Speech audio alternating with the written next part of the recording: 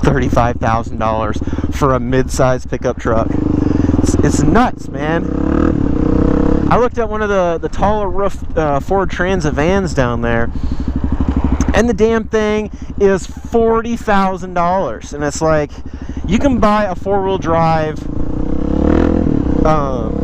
pickup truck for that. My dad paid like $35,000 for his four-wheel drive F-150 with an extended cab.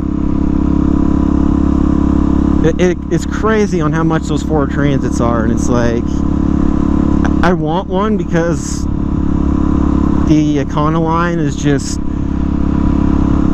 so inefficient with its aerodynamics and fuel mileage. I really want a Transit with, I really want the diesel, but man, that's like $8,000 extra. But I would love a Ford Transit, man. There's just so many like good things out there right now for them, as far as putting walls in the van, and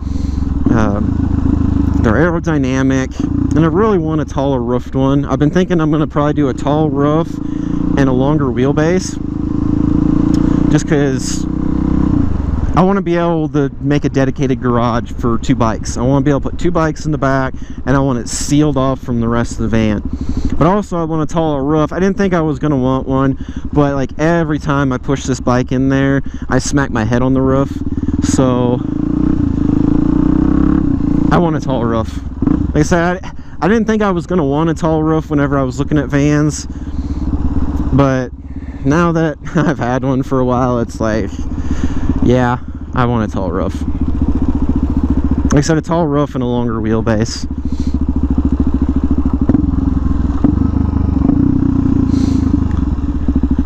So I really want to make one where I can have a dedicated garage, and the bikes are away from me, and you know, the fumes and the mud and all that stuff. It can have its own little area. And if I get one with a tall roof, the tall enough roof, I don't know if I want to go with the highest roof or not, but I've looked at shower setups, and I would really love to have my own shower. You know, just a wet bath is all I care about. I don't care about much else other than to sleep. But the wet bath would be so nice, man, because then that way I could go and park in the middle of nowhere and take my shower, and have fresh water on the van at all times, and be able to get up in the middle of the night and go to the bathroom without having to step outside in the freezing cold. And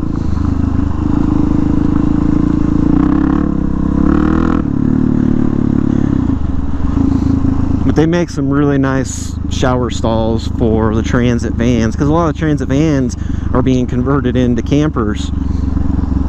Sportsmobile is the one that I actually looked at the shower from. I'd buy it straight from Sportsmobile. And Sportsmobile is well known for building four-wheel drive van campers, and I think they do four-wheel drive conversions for the Ford Transit. So it's possible to have a four-wheel drive Ford Transit. I would love to have a four-wheel drive van, because then I would just go wherever I wanted. But the kind of money that they command, it's just, that's one big reason why I don't want one.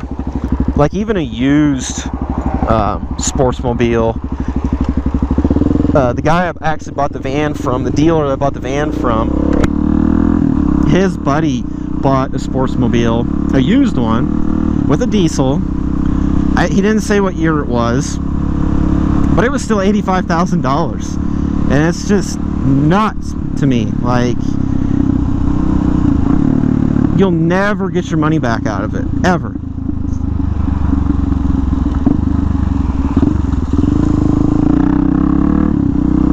So I just couldn't see buying a Sportsmobile. As much as I want one, I'd just rather buy a Ford Transit. I really just want to order one. I want to order how I want it, because I don't want white. I want a darker color. But I would love to be able to just order me one and then just do what I want to it. And I just want basics, you know. I don't want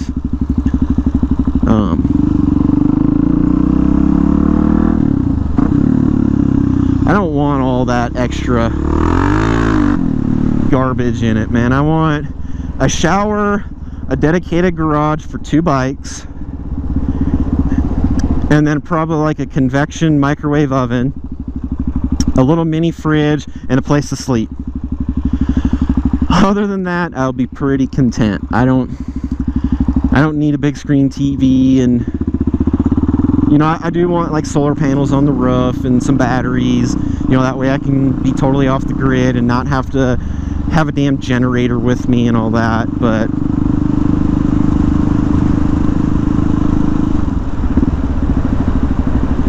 other than that,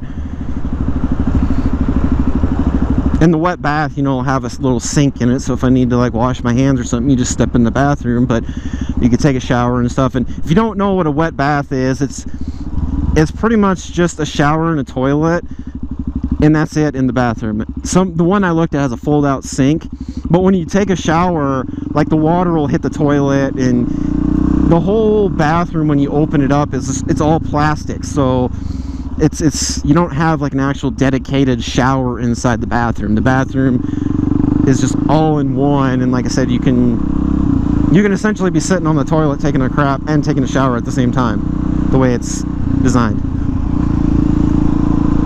I mean, if that's what you want to do, you can do it, but it just makes it very simple, like, to make it. You don't have to have like a normal bathroom in a camper. You're gonna have walls, and you're gonna have a traditional shower stall like you would in a house.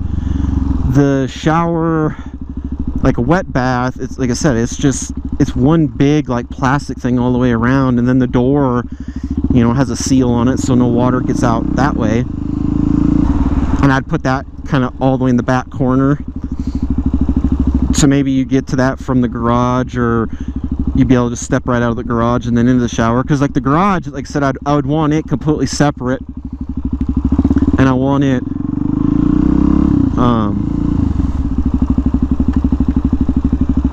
you know, have a door on it and stuff. So like I said, you can kind of shut it and just keep the bikes all kind of secluded and out of the way and all that shit. That way all the fumes and all that nonsense.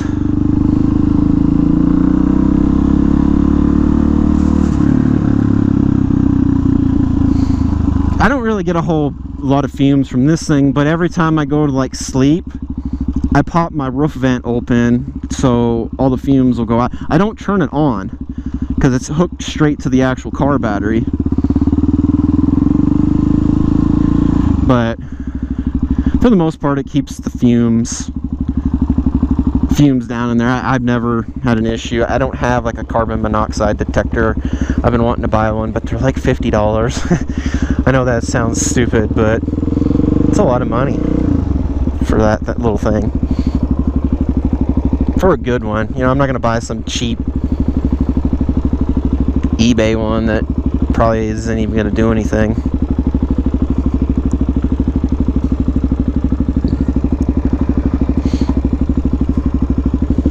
But that's my plan. I talked in one of my other videos about like this winter I was going to insulate my van and stuff for something to do, but I'm just not going to do it because it's just, I don't plan on keeping it. It's actually up for sale right now, so anybody out here in this area looking for a nice cargo van with low miles on it, it's up for sale. Because my plan is to sell it and put a down payment on a Ford Transit. Said I don't really want to spend that kind of money, but I want something that I can kind of start over with, and said do whatever I want with. And the Ford Transit's just, it's a better van. It's such a better van on the interstate. Like we borrowed one to go to Yellowstone, and it's just, I averaged like 18.5 miles to the gallon out of it, and that was loaded down full of people. So I was pretty impressed with that. You know, I think it could have done better, But at the same time, I was pretty impressed. Like, mine averages 14 to 15 with that V8, and they make about the same amount of horsepower. Like, mine probably makes just a smidgen more, because I think the motor in the Transit's detuned a little bit. But I want the diesel, and the diesel's gonna get, there's no reason why, it's like a 3.2 liter inline 5. There's no reason why that diesel couldn't get 25 plus, maybe 30. Playing on her cell phone.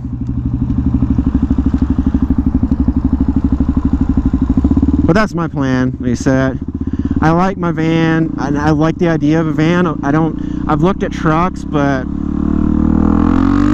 I don't want a truck. I thought about it, and I've thought about it, and at the end of the day, me personally, that's not what I want. So the van idea is there, and it's strong, but I want a newer van. I don't want an Econoline. They're just, like I said, they're very non-aerodynamic, and they just all have V8s in them. I wanted to get the smaller V8, but I just couldn't find it, so I kind of settled for what I got. Like, I didn't want the double doors on the side. I wanted the sliding door. The double doors are just garbage. They don't latch worth a shit after, you know, so long. These ones close pretty good. I adjusted the latches on them, and they're closing really good, but they just, it's like an extended cab pickup truck. They just never fit back together right after you've had them for a while. They just end up not closing right, and they end up rattling. But I wanted the sliding side door, and I only wanted a 150, and the reason why I wanted a 150 is because the 150s usually come with the smaller V8, because you don't need that 5.4. It's, for one, it's a garbage, I'm a Ford guy, and it's a garbage engine, and two, it's just, I don't need the little bit more power that the 5.4 has compared to the horrible fuel mileage that it gets. But my idea is I want to get either a Transit with the diesel or the twin turbo EcoBoost, just because they're fuel efficient. And the EcoBoost, not probably as good as the diesel, but the EcoBoost has got some power. So if you need to get on the interstate, or, you know, whatever you're doing, you can easily get on the interstate and just punch it down and go. But I also want the bigger engine instead of the base model 6-cylinder, because I plan on adding weight to the van. You know, I plan on putting a shower in it. I plan on putting water tanks on it. Gonna have the bikes, gonna have a toolbox, you know, and a refrigerator. Refrigerators, you know, aren't light. Even a mini fridge is not light by any means. So I want the bigger engine to have that extra power to be able to get going when I want to. Like I said, it's a damn van. It's like, I'm not expecting to have a hot rod. Like, I've seen people like supercharge their Econolines, and more power to you, but at the end of the day, it's still a van. Like, I don't care. As long as I can, like, pass people and do 85 miles an hour, I'm good. I don't care. I don't need anything else.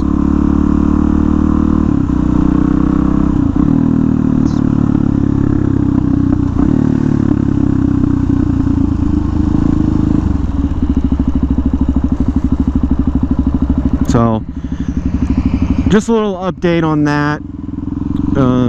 I just, the Econoline's up for sale, but I still am going to have a van, just because the van makes more sense to me. So, in the future, you might see a Ford Transit. I might do a new vehicle review or reveal, but the Econoline is up for sale. I'm going to just deal with it the way it is, and deal with it being cold in there, and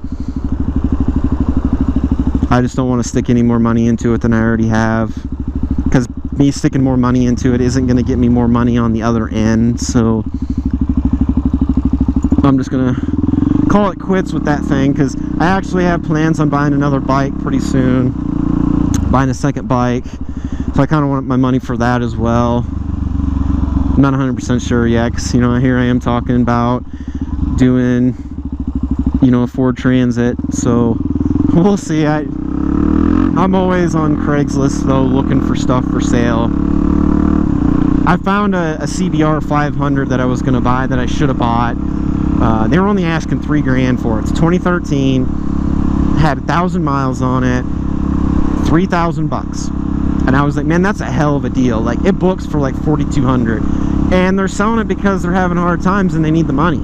So it's like, well, I'm gonna go shoot them an offer for 2,500 bucks. Let's start at 2,200. I know that sounds mean and lowballing, but you have to start low if you want to get it cheaper. And okay, it's already a great deal, but I'm still not gonna pay what somebody's asking. I'm sorry, it's not in my nature. But man, if I could have got that thing for 2,700 bucks, I would have bought it. I would have stripped it down and turned it into an off-road bike.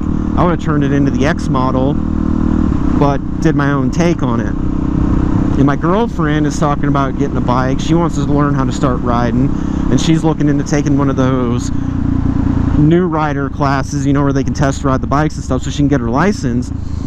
But I could have bought that bike, and then when she got her license, sell it to her, and that would be a great beginner bike. Like, I might have to put a lowering link in it. You probably have to put a lowering link for her. She's a little bit shorter, but at the end of the day, it's a way better beginner bike than a 300, and she doesn't want a 300. She's like absolutely adamant about not wanting a 300.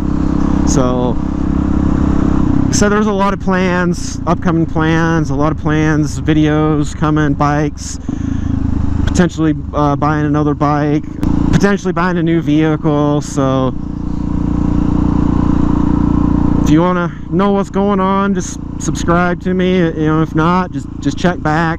I post videos every Monday and Friday now. I changed my scheduling. I got a bunch of videos ready to go. I got a bunch more stuff I need to edit. So really appreciate all the support you guys are giving me, comments. I try to reply to all of them, all the likes, the subscriptions I've gotten so far. You know, I'm just starting out, but I still really appreciate everything everybody's doing for me so far. So stay tuned for more in the future, guys. Thanks for watching.